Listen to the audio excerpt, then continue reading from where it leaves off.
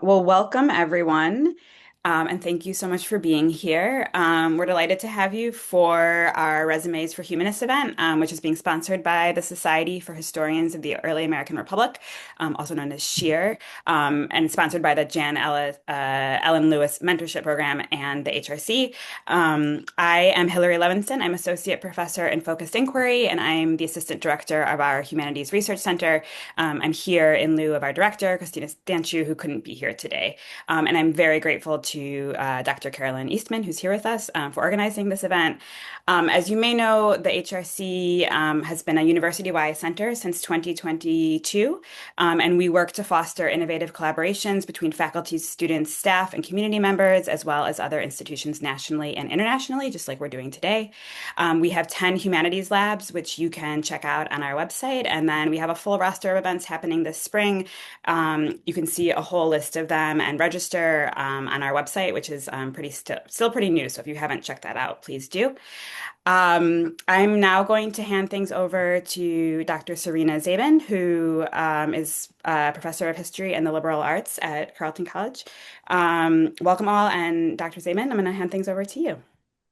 Thank you. Welcome, everybody. Thank you for coming, Shearites. I'm so pleased to be able to help bring Brooke May to all of you and to share the insights that she has and the knowledge that she's gained, not always with ease over the last few years. Let me just say briefly that one of my hats for SHEAR is to chair the Jan Ellen Lewis Mentoring Committee, which is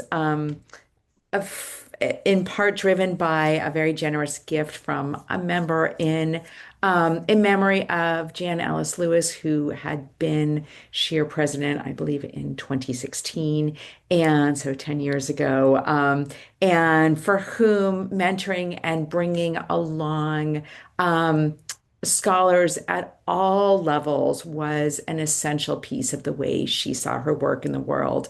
So, in an attempt to honor Jan and to think creatively about what mentoring needs to look like in 2026 and beyond, this committee is looking for ways both to help people moving into the profession, to help people who are indeed moving out of the profession, but are still historians and still members of our community, and to support each other through all forms of mentoring. So we have a large committee, but I am always happy to have other members. We have some projects that are ongoing, which some of which I hope will be able to share with you. The big one, of course, is that we have so far combined forces with a separate mentoring program, which has sponsored partnerships or relationships between more senior and more junior scholars at the annual meeting, in which we pair folks together to talk, to meet up, and we hope to make friends. So keep a look out for that. So today, though, we have another one of our initiatives, which is to find a way to talk with SHEAR members about the many ways in which one is a historian, even if you are not pulling your paycheck from teaching in higher ed. So one of the finest examples of scholars doing that is Brooke Lansing May, who has been a shining star of SHEAR, won our dissertation award for a spectacular dissertation, which I think I heard in a couple of progress pieces over the years on the history of abortion. Super interesting, not irrelevant history for us. So she won that award a couple of years ago, and since has been doing a number of exciting things, sharing that work outside of academia, in part through a Substack that I believe is called Job Hacks for Humanities. right? Or does not, or Yes, yeah, historians? Yes. yeah. No, for humanists all around. So she doesn't limit it just to historians, although maybe that's what we'll talk about today. And perhaps the most glamorous piece at the moment is serving as a consultant to the show The Gilded Age, which has been a really, I think, important place for a number of historians and especially Brooke to weigh in and do some um, shifting, right, of what some of the conversations and possibilities might be, even in an enormous commercial show. So, with that, I will step back and turn it over. Yeah, Welcome. and I'm just going to say one quick thing. I'm Carolyn Eastman. I'm a professor of history at Virginia Commonwealth University, and I'm the president of SHEAR. And last summer at our annual conference, Brooke gave a kind of jaw-dropping account of her efforts to land a job beyond academia because she, in fact, was suffering from the two body problem. Her partner was anchored in one location and she needed to find a job in that location. And so this is really a follow up to that. So I'm going to hand it over to Brooke and let you go at it. Thank you, Brooke. Yeah, thank you both so much. Thank you, Hillary, for being here and for Ellie for helping us with all the technical aspects of this. I'm really excited to do this. I feel very passionate about helping humanists, and I do think of that because um, basically, as I was trying to strategize for my career and learn to apply to things outside of academia, I found that a lot of the advice for PhDs kind of trying to transition is really geared towards STEM PhDs or maybe social scientists. And I just don't think that advice is always very applicable to us. So I just thought there's a real lack of information. And so that's why I started doing these interviews on my Substack, and why I'm here today, because I want to help kind of fill in that gap. And a little bit about my backstory, Carolyn alluded, I had a pretty difficult time on the job market. By many measures, I was set up to be very successful. Like I had a normal job before grad school. So I was like, oh, if I did it once, I can do it again. And then in my postdoc, it was very unique, was given the opportunity to work with outside organizations part of the time. And I did so. And I ended up working three different internships as, a 30-something-year-old with a PhD, which is a humbling experience. But then last year, with the federal government, things just started disappearing from kind of beneath my feet. Like, I was a final round candidate for an academic administration job that I was very excited about. The position just got eliminated because of budget cuts due to what's going on with university funding. One of the places I interned was actually a consulting firm that works with federal government clients, and normally they have a history of hiring their interns. They submitted my resume to their client the same week they got doaged and like laid off 1,000 people. So it was really tough to come to terms with the fact I had gone out of my way to do all this work and try and prepare myself, and yet opportunities were disappearing, far out of my control. And that kind of continued. I can think of multiple positions since last spring that has happened either to me or to people who I know. So we're really in a very, very tough spot, not just in academia, but I think all around in the job market right now. Um, like Carolyn said, my husband has like a really stable job. He's a physician, but even his like major hospital is conducting layoffs and laying off like computational biologists. Like it's not a great time out there. And I can tell you, like, I know someone who works with a think tank posted their research associate position got 1,200 applications. A nonprofit I applied to said the position got 900 applications.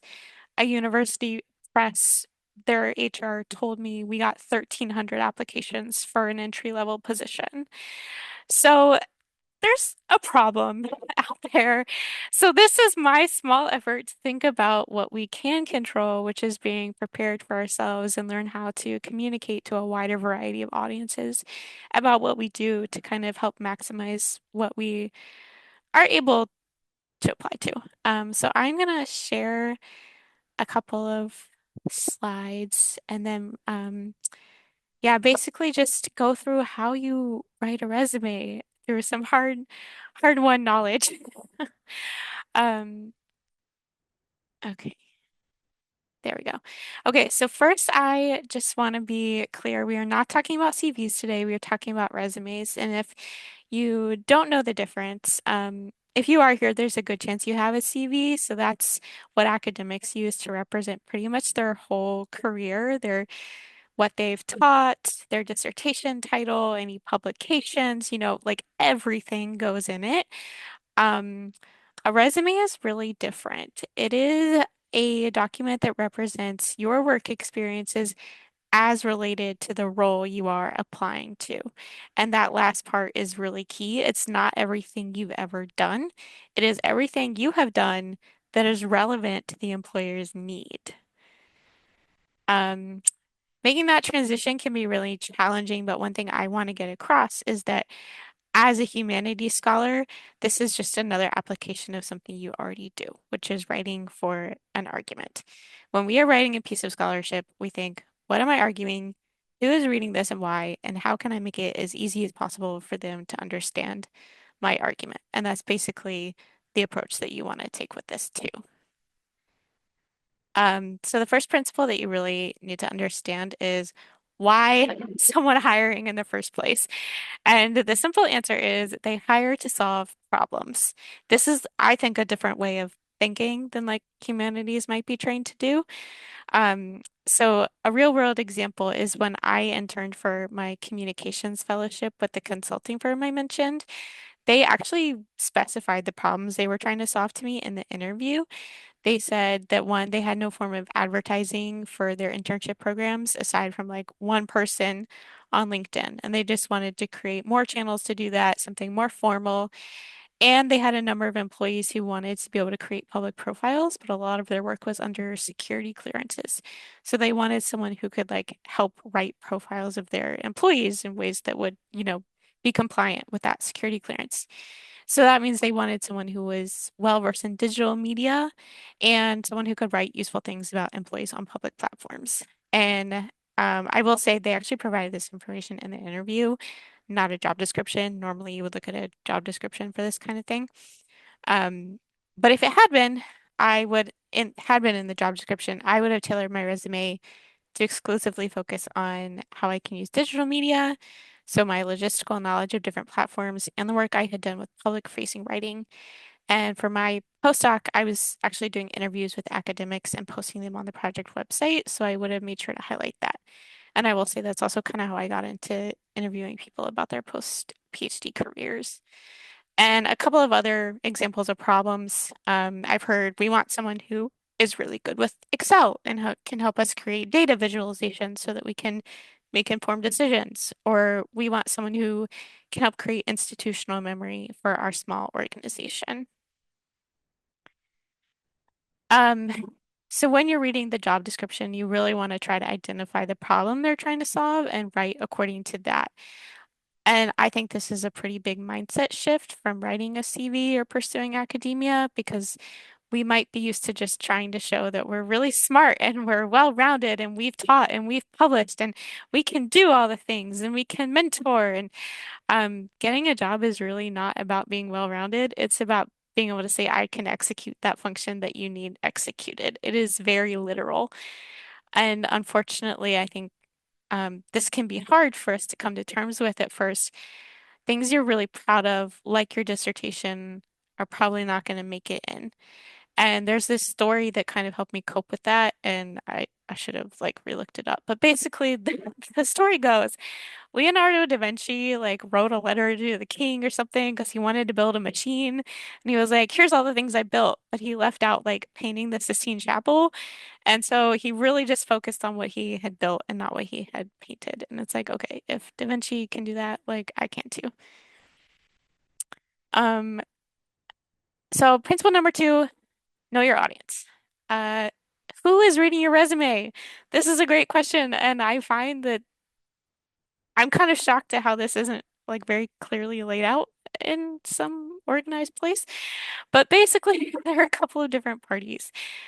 There's probably going to be an applicant tracking system, a recruiter or a talent acquisition specialist, a hiring manager, and the team you might be working with. So, what is an applicant tracking system?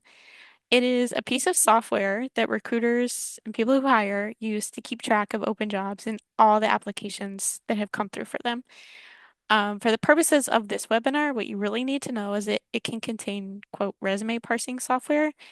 I have never personally used this software, so I can't tell you a lot about how that works, but I did take a definition from Tulane University's Career Services website, which defines it as resume parsing takes important information from submitted resumes and formats them the same way.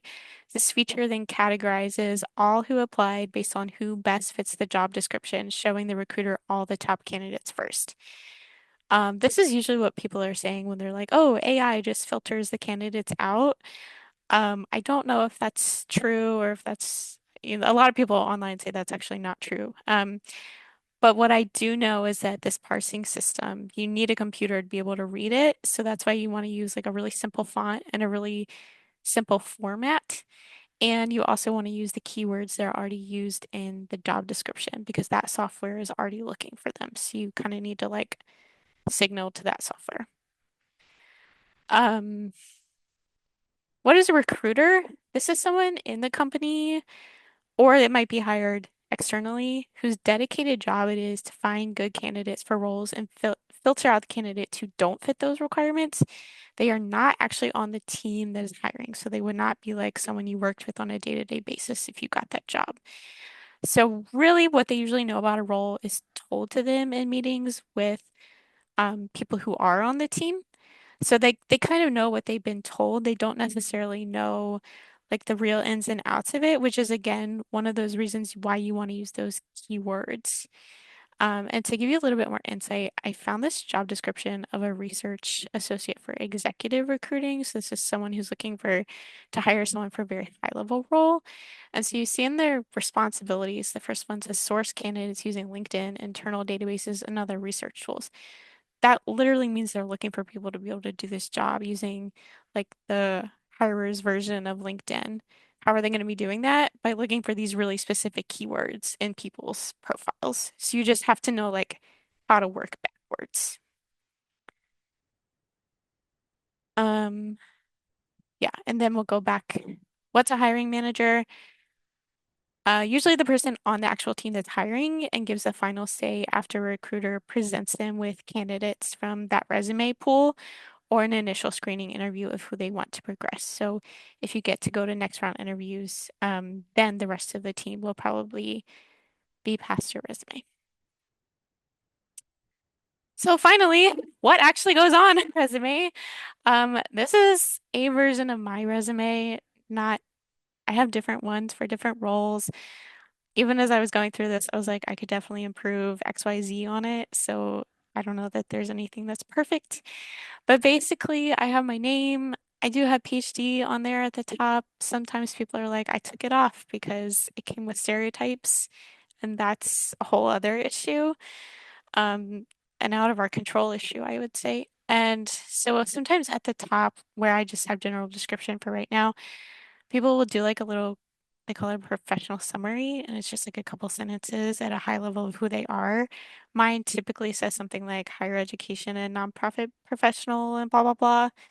And then my experience goes chronologically backwards. And then you'll see where I have like 20 hours a week on there because I was doing part-time jobs and I'm not even sure if that's right. I just worked this really weird postdoc and I was like, I don't know how to communicate this in like a traditional format.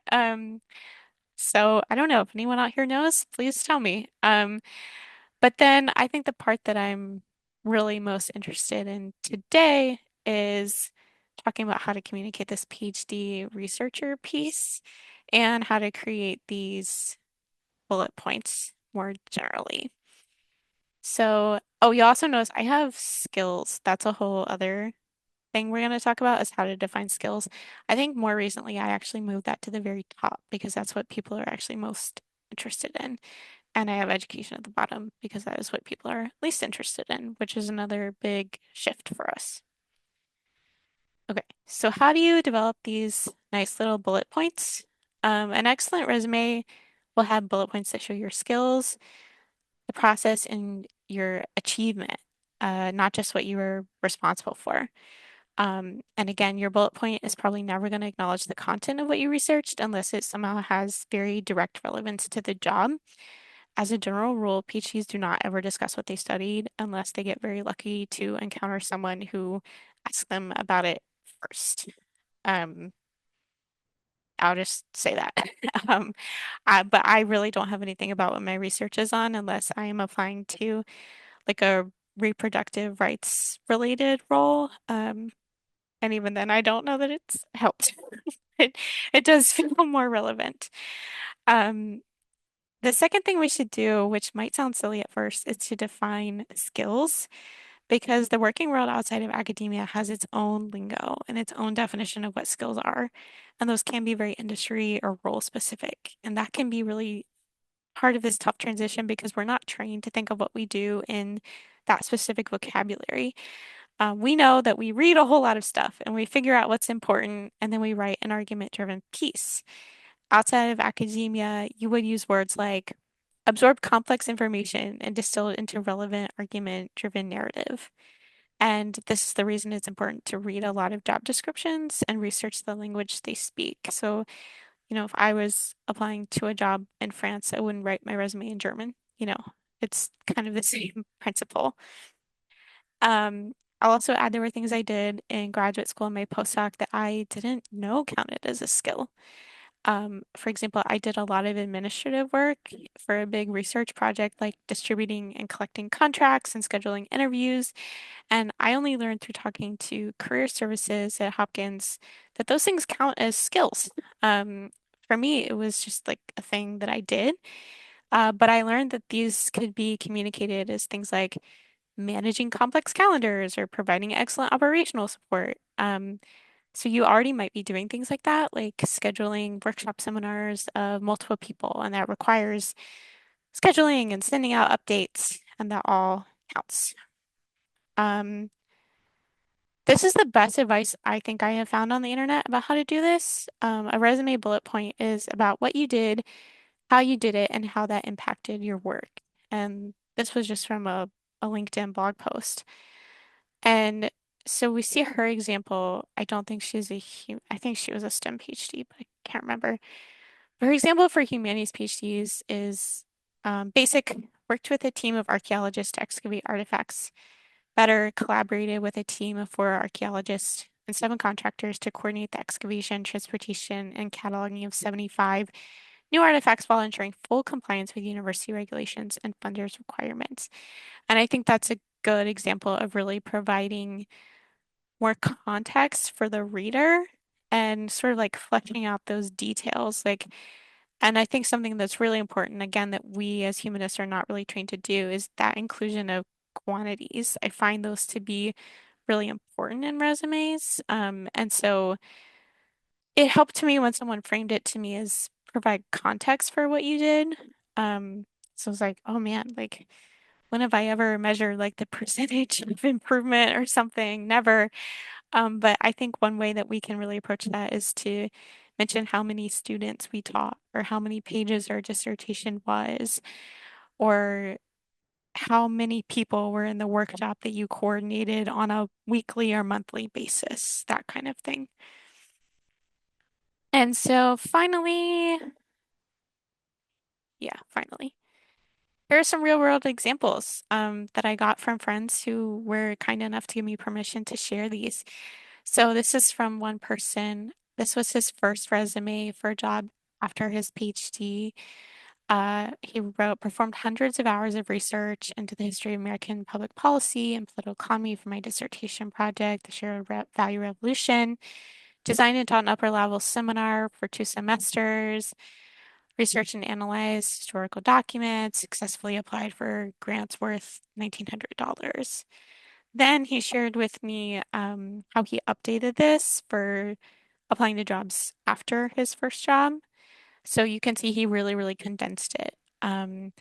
Performed hundreds of hours of original research, resulting in, and here's this number piece, 5 academic conference papers, an article published in a field leading journal. He doesn't mention the journal name. All they really need to know is he made it somewhere big and successfully defended his dissertation, being adapted into a book, designed and taught a course for 2 semesters. And then my last example uh, from another friend, she wrote on her first resume, independently designed and managed a multi-year research project, managed annual research budget, analyzed interpreted data, synthesized findings, produced 250-page research manuscript. And then she's really got this like corporate vocabulary down, demonstrating ability to own long-term initiatives from strategy through execution. Like those are like words people say. And secured 190,000 plus dollars. That includes the amount you get for your stipend. And I know multiple people who have framed winning grants that way. That's one that I hear a lot. Just talk about how much money you got in grant funding.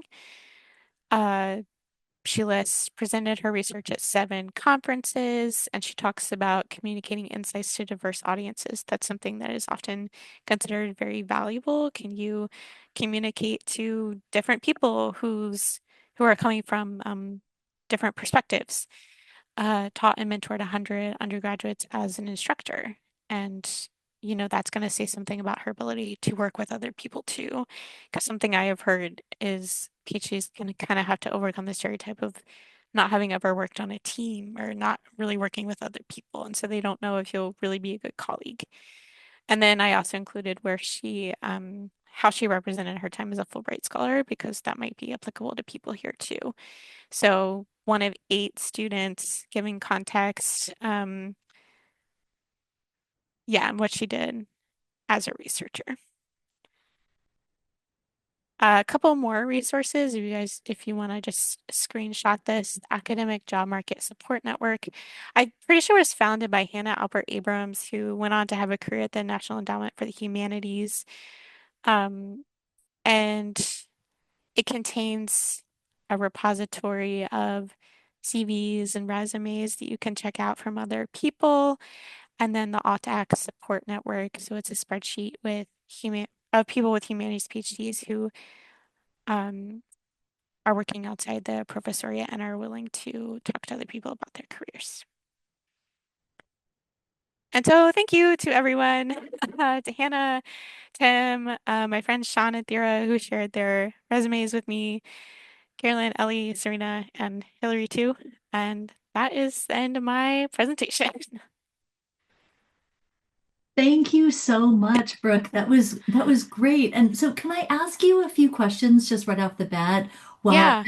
and I just want to encourage everyone in the audience, if you have questions as well, please post them in the Q&A. I'll be happy to ask Brooke. But I had a question about you talked about the internships that you had, Hmm. and I'm curious about whether you would recommend people taking internships, especially if they're unpaid. I mean, there's a Hmm. lot that we do that is unpaid, and it's a gamble to Hmm. hope that it's going to lead to a position down the line, especially in this market. So, yeah, can you talk a Yeah. little bit about the pros and cons of taking on internships?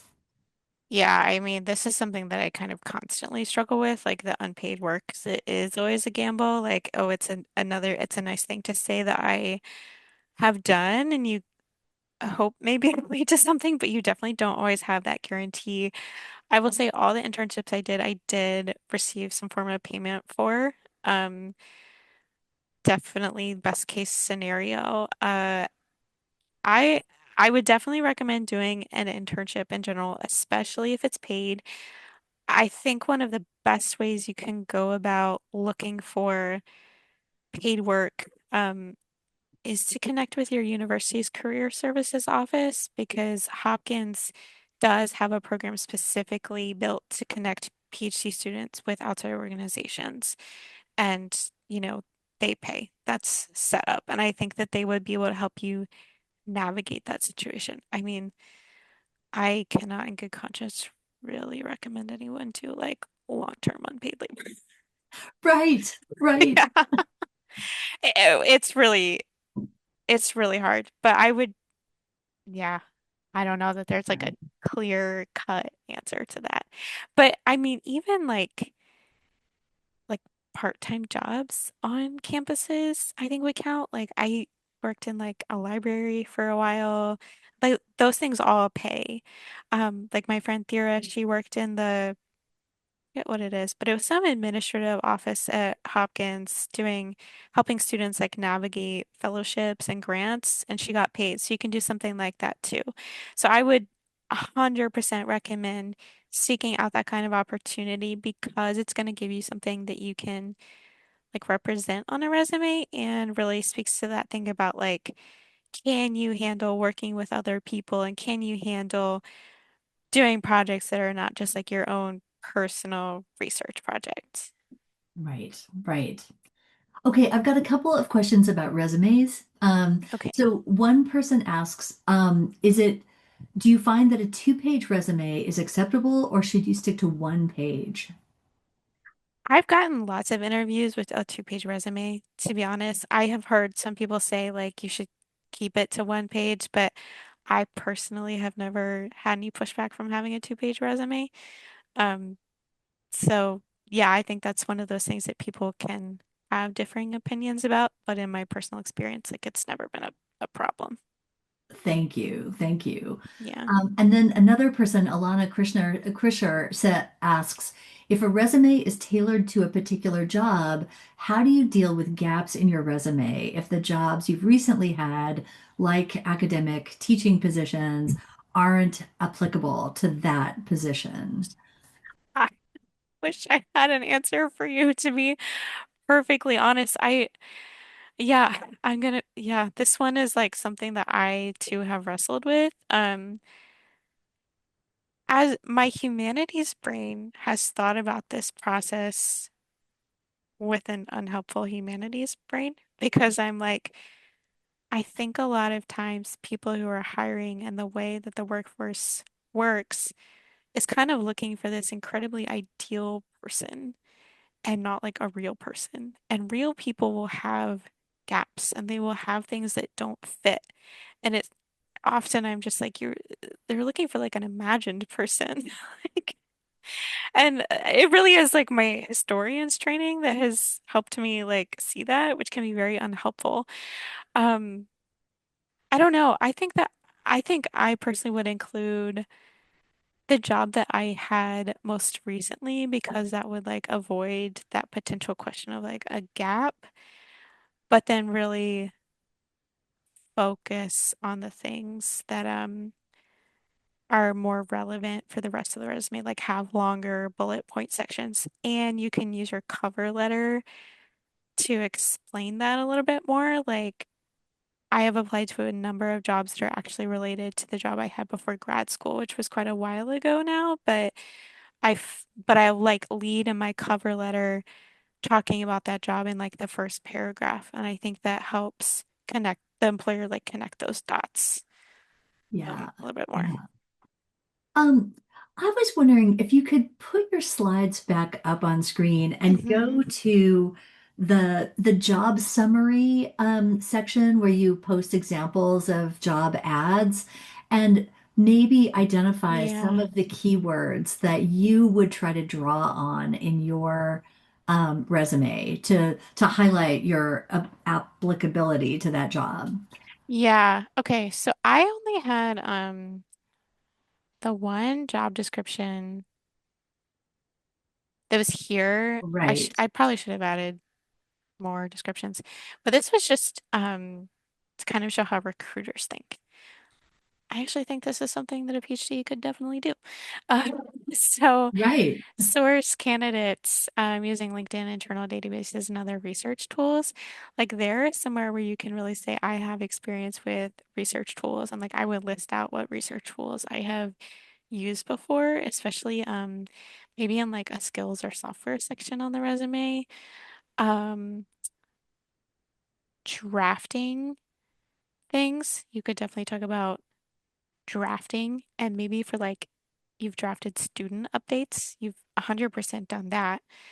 Um, I would probably highlight, you definitely want to highlight strong organizational and multitasking skills. Um, you've 100% done that if you've written a dissertation. You've had to be very organized. Um, and then multitasking, you know, you've definitely managed to research and teach at the same time. So that's something that actually comes up that has come up quite a lot for me in interviews, is my ability to manage multiple projects at once. And that's definitely something you can talk about, like how you prioritized your time. Like sometimes you get very literal, and sometimes it's like the philosophy, like I understand that this deadline is sooner than the next deadline. So, I knew that that one had to come first, or like, here's how I allotted my time. Excellent written and verbal communication skills. Talk about your publications and public facing writing and doing presentations. Like that piece where Thera had like communicate insights to diverse audiences. That's something you could definitely include. Yeah. And then, if you could leave this up for just a second, Hmm. one of the things you talked about really powerfully was how you want to identify an employer's problem. Like, what is the problem they want to solve with this Mm. person? And Hmm. so, just looking at this ad alone, what is the problem that you identify immediately? Yeah.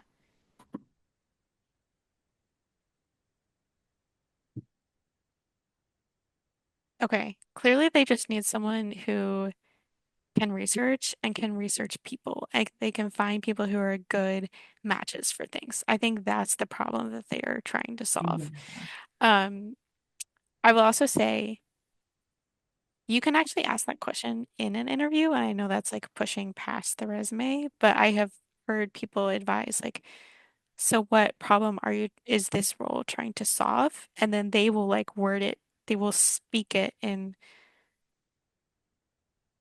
a more conversational tone, and I find that to be easier to respond to and like communicate your value a little bit once you've heard a person say what the problem is. But here they're clearly looking for someone who like knows how to use research tools and knows how to match. Like here would be a good person who can do this job. So that, they actually would call that like critical thinking skills. And that's just like a lingo thing that we wouldn't necessarily automatically think of. But once you've like talked to enough people who have done these jobs, like you realize, oh, that's what it's called here. Yeah, yeah. Thank you. Thank you for that. Hmm. So Brooke, I have to tell you that I'm a huge fan of your Substack. And so far, the major thing that you've done on the Substack is post interviews that you've had with people who have translated these skills to the world of being a PhD beyond academia. Hmm. And one of your most recent interviews had somebody talking about how he felt that what he had to do was widen the aperture of what he considered possible as Hmm. in his position because he, like you, had a two-body problem. So his partner was moving to Canada and he had to find a job to sort of Hmm. be able to stay with his partner. Hmm. And so I'm curious about whether you can speak to how you as well have widened the aperture of your own job search, thinking about what you are capable of doing. Yeah, it's been a combination of thinking about ways that I would like to spend my day and things that, frankly, I think I will be legible for. because I do think having a PhD can come with people can bring their own assumptions to what that means and what you are capable of doing. So I have found that looking at academic administration positions, the PhD is usually a little bit more appreciated and understood there. I also think I widened the aperture through doing the different like internships and part-time jobs that I did because those did introduce me to new softwares and people who worked in different industries and came from different backgrounds. And so that gave me like language that I didn't have before, if that makes sense. And then thinking about different contexts in which some of these core skills that I had are applied, like writing grants, or the like private sector equivalent of that is what they call business proposals or business development proposals. And it's just like advocating for the organization to win work somewhere else, but it really uses that skill set of like taking a lot of information, figuring out what's important, and then writing a narrative for it. So things that are very like writing driven. So I guess my advice would be to think about those transferable skills that you have and think about the things that you most enjoy doing. And frankly, look at places that have a demonstrated history of hiring PhDs before. I think that can kind of ease that initial hurdle. Yeah. And can you just follow up on that? Because I'm curious about how you can identify a workplace that has hired PhDs in the past. Oh yeah. This is where your research skills are gonna come in. I mean, sometimes if it's a big organization, you can literally just search. I will just like search like PhD and see if any of their employees have a PhD listed in their um, profiles. You can also do like alumni searches with LinkedIn. I cannot remember if you can do like a degree search necessarily, but you can like filter out alumni maybe from your school.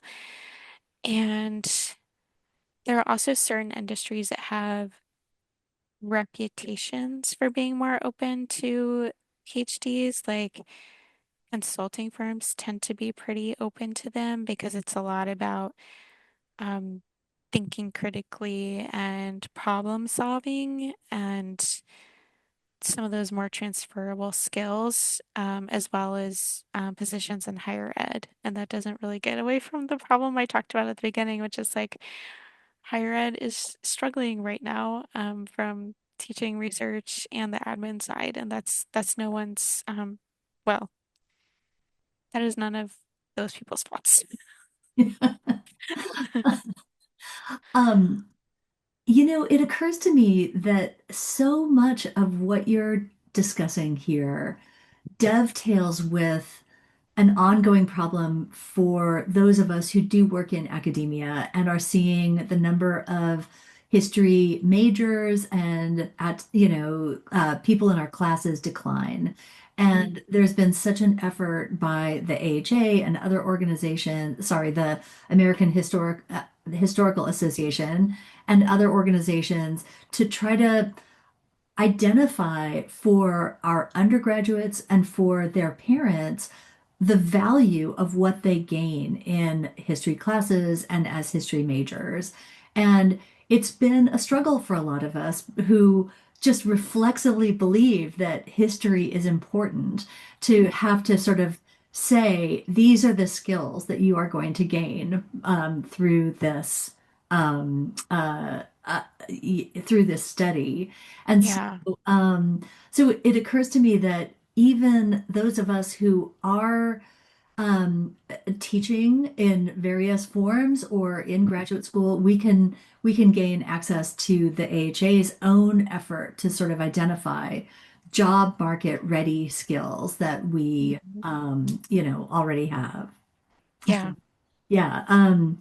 So I'm also thinking about the ways that directors of graduate programs, the people within PhD and MA granting programs need to understand a little bit more about how to help their students get jobs. Yeah. What would your advice to them be about trying to expand their own apertures for thinking about what their students can do beyond their degrees? Yeah. No, this really is such a hard problem. And again, the humanities brain in me is like, I do feel very frustrated by these kind of general cultural attitudes that we live in, where I think STEM skills seem to be seen as more like hard skills and employable skills. And so I just obviously I don't agree with that. And the problem it can feel pretty overwhelming to me, to be honest with you. Especially since like there's AI that can do so much. Like I've put into like ChatGPT, like analyze this primary source to see like what it would do. And um I was like very dismayed at like how good of a job it did. Like it's not perfect. But it can do a lot, and we're really in a very difficult moment of transition. And I don't think there is I think when people are concerned about career prospects, I do think there is a little bit of like rightness in that concern, not inherently, but just based on like what the job market is and what skills get valued, and that can be really frustrating for me. Yeah. I've actually heard that there are universities that will like require, I don't know if they like require the professor to list them, but there's some kind of requirement that somewhere they have to write like what hard like job preparation skills a class provides. And it would use that kind of lingo like I talked about, like outside of academia, there are certain skills they just use certain phrases or words for it. And I think kind of like the purest humanist in me is pushes back against that. And also the person who has seen a lot on the job market is like, that's actually not a bad idea. And if you want to get that literal with it, that might actually be more convincing to students who are concerned about what those prospects are. I think another thing is just implementing, I think implementing mandatory career preparation early is actually a good idea, because I think it can actually be an equalizer. Because a lot of people who are able to do career preparation early and internships and things like that, that really does come from a place of privilege, especially unpaid internships. Whereas if you incorporate it into a curriculum, and I'm thinking both for undergrads and graduate students, like by the end of year one or year two, I want to see you have a resume in addition to a CV, or you are required to conduct three informational interviews per year or something like that. I really do think there is a value in like incorporation into a curriculum. Yeah. Um, and if there's like a career conference, like can an individual professor say, this week's assignment is to go to this career conference and tell me what you learned, like, think about it in like the context of your class. But I think there has to be like collaboration between career services departments and academic departments to like communicate about the realities of both ends, and how can we how can we just make them work together? How can we have conferences or like career prep workshops not at the same time that classes are held, to make sure that students are able to go to them? That kind of collaboration I think is important. Yeah. Yeah. Your comment about AI is so right on. Hmm. AI can't analyze, in an intelligent way. And I have to tell you that I was in a webinar yesterday and I was introduced by somebody who had obviously just put like into ChatGPT write a bio for Carolyn Eastman, and half of it was hallucinated, right? Hmm. Like Hmm. the title of one of my books and the subject Mm. of the book. And so, I mean, yeah, AI is not a solution to a lot No. of this right now. Yeah. But I've definitely had the same experience. Like if I wanted to research something and I really wasn't sure where to start, sometimes I'll ask it for like places to start and it's given me fake citations before. yeah, yeah, absolutely. And sometimes fake authors' names as well. Hmm. But you mentioned at the top, in the course of your job search, being told that they had 900, 1,200, 1,300 applications for a job. And Yeah. I know that you said it's entirely possible that AI is not weeding through those applications, Hmm.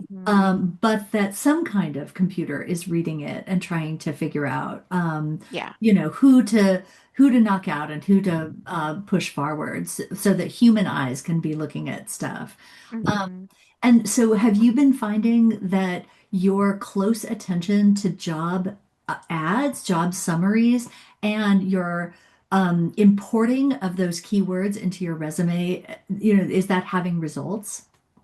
Yeah, I think so. In as much as I struggled, I will say my like interview to application ratio was very good, which I think is a result of being able to tailor those application materials and as I mentioned when you asked about writing the aperture, just being like strategic about what felt possible for me. Um, I forgot your question. I Oh, just totally blanked. yeah, I know. These webinars, Oh yeah, yeah. So the answer is yes, I have found that to help. But I think it's job hunting comes with lots of rejections that you're like, wait, but I felt so qualified for that, and that is also just kind of part of it, and you can't always get around that no matter how hard you try. yeah, yeah, absolutely. Well, I just want to point everybody, first of all, to Dr. Mai's Substack, which is just a terrific read and really helpful for seeing the career paths of some people who have made that transition. I also, Serena has posted in the chat information about how some departments are applying what Brooke has recommended here. Oh, great. And I really want to thank the VCU Humanities Research Center, Ellie and Hillary and Christina for hosting this webinar. And we're going to be posting it online, both on the HRC's YouTube channel as well as SHEAR's YouTube channel, and we'll be advertising it from there. But most of all, Brooke, you have demonstrated such incredible generosity in sharing these hard-won insights about the job search.